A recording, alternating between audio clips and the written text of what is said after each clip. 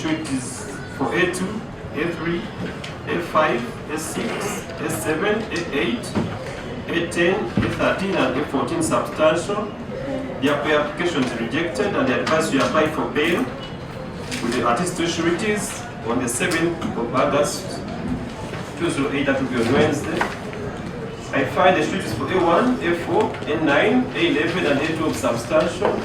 I release the accused persons on a court bond of 1 million, not cash.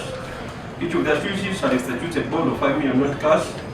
Matter shall come up on the 7th of August for bail application for those who have been remanded. What is that? Kola bya kujoga na bujozi kati okwata oteba member ba parliament n'okwata abakulembeze ba FDC ababadde nga bakola omulimu ogw'ettendo okutwala ekiwandiiko ku embase ya Kenya n'obaga nti the common nuisance nti bafuuse ekitagasa.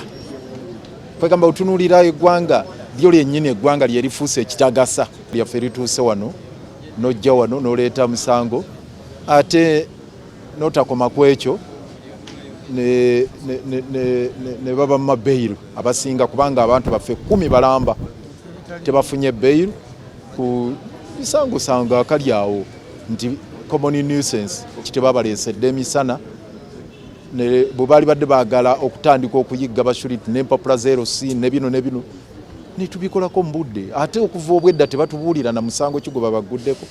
Nze nsibidde ddala ku poliisi ne bakansa abalala tubadde ku poliisi ku CPS okuva lwe babakutte nga tebatubuulira ekimenya ne ssemateeka kuba ssemateeka mu nnyingo ya 28 egamba wookwatidde omuntu bwepa mubuulirirewo nti nkukutte olw'omusango guno ne guno naye naffe ne tugutegeerera wano mu kkooti.